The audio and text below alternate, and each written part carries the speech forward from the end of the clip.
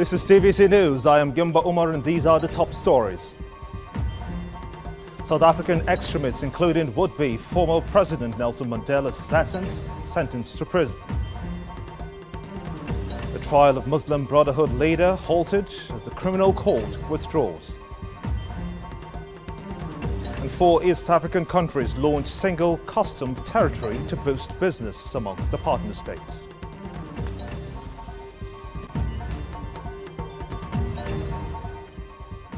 We begin in South Africa, where 20 members of a white extremist group have been given jail sentences ranging from 5 to 35 years for high treason.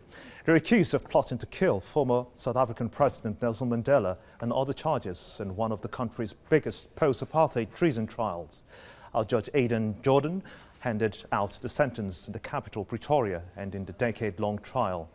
2 of the original 23 accused members of the Afrikaner right-wing activist group Boerameg died during the trial, and another one was sentenced to 12 years in prison following a plea bargain. Some members were also convicted of culpable homicide and conspiring to a thwarted murder plan to kill Mandela. Now, the group also claimed responsibility for a series of bombings that killed a woman and caused damage throughout the Johannesburg township of Soweto in 2002. The guilty include former engineers, medical doctors and a military officer. Striking the balance between politics and necessary policy implementation was the focus of discussions on a 2-day of the African Economic Conference. The gathering of the continent's leading economic minds is taking place in Johannesburg in South Africa. Marcel Gordon now reports. Another conference, another talk shop. Participants in the 2013 African Economic Conference are hoping that won't be the case. The theme of regional economic integration has been on the so-called African agenda for close on 40 years, and the clock is ticking. You know, the argument, so the economic case for integration in Africa is quite straightforward, and it's been stated over and over again, and it's accepted. The main question then, why is it not happening? People normally say, lack of political will. And what I was trying to say, that we have to unbundle this notion of political will and find out whose will are we talking about and why and where is it. And I was trying to argue that we ought to be aware that regional integration has losers and winners. And we must find ways of making sure that we address, the problems with the losers, and we tax those who are winning from integration to compensate the losers. And that's a political problem. It's about taxation, it's about distribution, and those are political issues. Political will has become a watchword of sorts here at the 8th Annual African Economic Conference. The feeling is that all the best policies and plans in the world can be discussed in these buildings. But if it's not driven by political leaders over the next few years and decades, it will lead nowhere. And then there's the issue of the private sector. One of the things we hope to achieve from this project is to have that interface between the private sector and the public and the actual negotiations to say this is what the private sector has identified, this is what they want to see. So try and translate that into whatever agreement that will eventually be signed among the 26 countries of the tripartite. Experts have warned against comparisons between regional integration in Europe and Africa. But conference goers will take heart from the fact that their counterparts in the European Union took over 60 years of gradual development towards real integration, and they're still working on it. Marcel Gordon, TVC News, Johannesburg. Now, the trial of Muslim Brotherhood leader Mohammed Badi has suffered a setback on Tuesday because the criminal court has thwarted from the proceedings. Now, the judge cited uneasiness and have now filed the case to the Cairo Appeal Court. BC Olamide Ajayi now reports.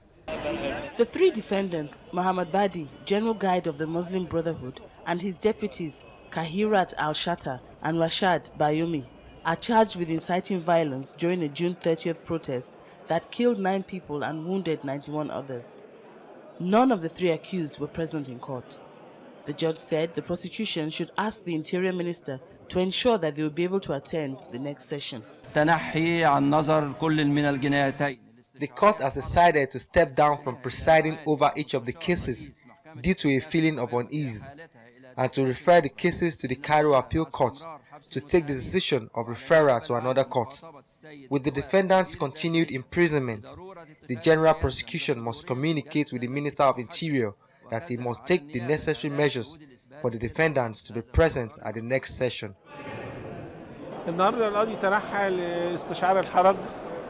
But what we know is that there had been attempts for the trial to be held in the defendant's detention area, but the court refused and demanded the defendants should attend in court instead. So I believe this could be one of the reasons why the court decided to step down. Hundreds of Morsi supporters have been killed, while over 2,000 are in police custody. Morsi, who was Egypt's first freely elected president, came to power following the uprising that toppled former leader Hosni Mubarak. He is due to appear in court on Monday, also on charges of inciting violence. Although there are indications that Morsi might not attend his trial, as he has rejected the authority of the court that is due to try him. Adibisi Olumide Ajayi, TVC News. Now, Kenya, Uganda, South Sudan and Rwanda, these are their leaders. They have jointly launched a single customs territory to boost business amongst the partner states. In a communique issued at the end of the third Integration Project Summit in Kigali, the four partners states agreed to eliminate the remaining non-tariff barriers through the single custom territory. TVC News correspondent Ken Karuri reports.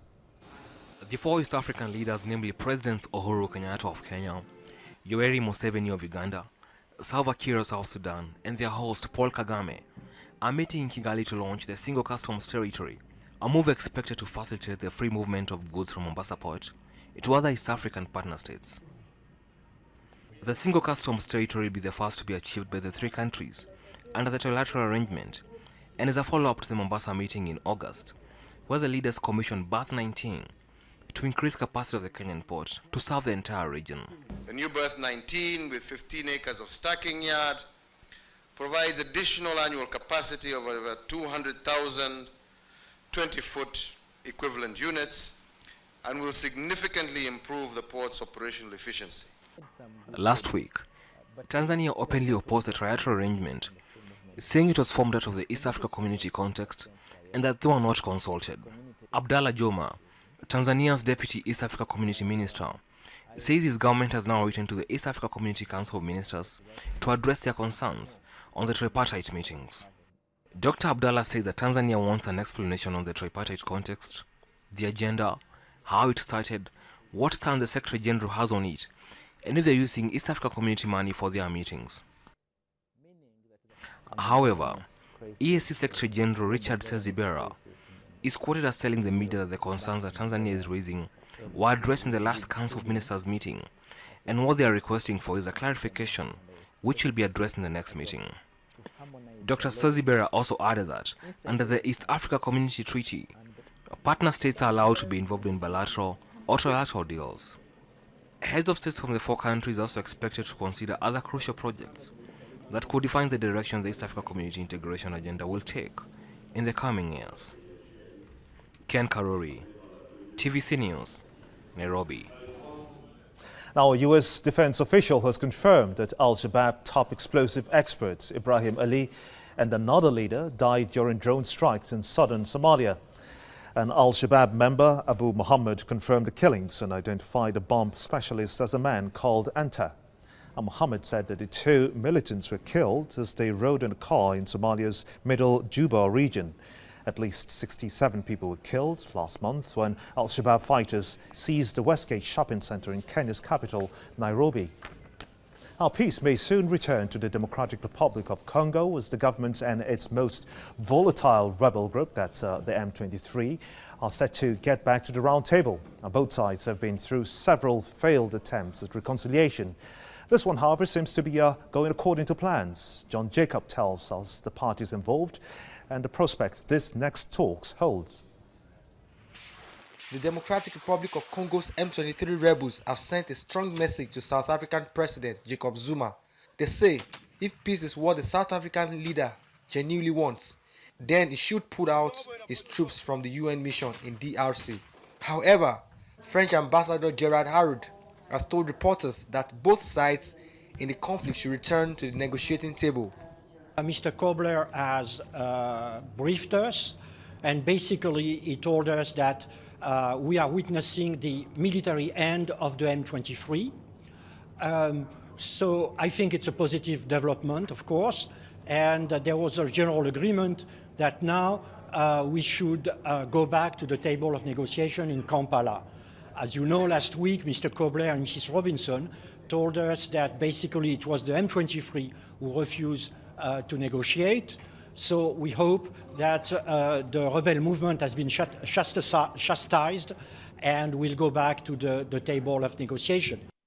Following 2 months of relative calm in the region, fighting flared on Friday after peace talks in neighboring Uganda broke down when M23 rebels demanded a full amnesty for their leaders. President Joseph Kabila last week ruled out a blanket pardon. Rather, he is more concerned about unity in the country. The Congolese president said he would create a government of national unity, including members of the opposition and civil society, to push for peace in the Central African giant. We will shortly put in place a national unity government, which will allow members of the opposition and civil society to push for peace in the Central African nation. He said the priority mission will be the restoration of peace and the authority of the state, reconstruction, decentralization, organization of elections, and the improvement of living conditions of the population. In a surprise move, Kabila also announced the repatriation of the remains of former President Mobutu Sese, who Kabila's father toppled from power in 1997 in a Rwandan-backed rebellion. John Jacobs, TVC News. All you're watching TVC News, still to come. Again, African migrants rescued on their way to Lampedusa. We'll bring you details in just a moment. Stay with us.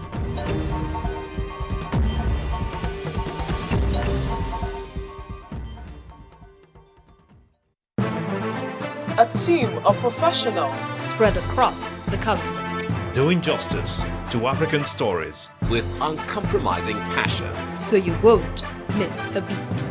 Bringing Africa together, one nation at a time.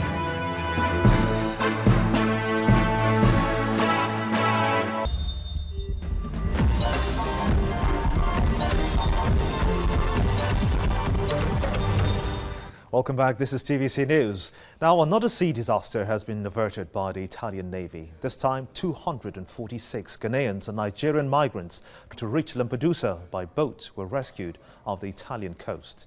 Video provided by the Navy showed a parked rubber dinghy, well, that's a small relaxation boat, sitting low in the water on a perfectly calm sea about 75 nautical miles south of Lampedusa. The dinghy will take the migrants to the Sicilian port of Pozzallo and is expected to arrive on Tuesday evening. Tens of thousands of migrants from Africa and the Middle East try to cross the Mediterranean Sea each year, seeking a better life in Europe.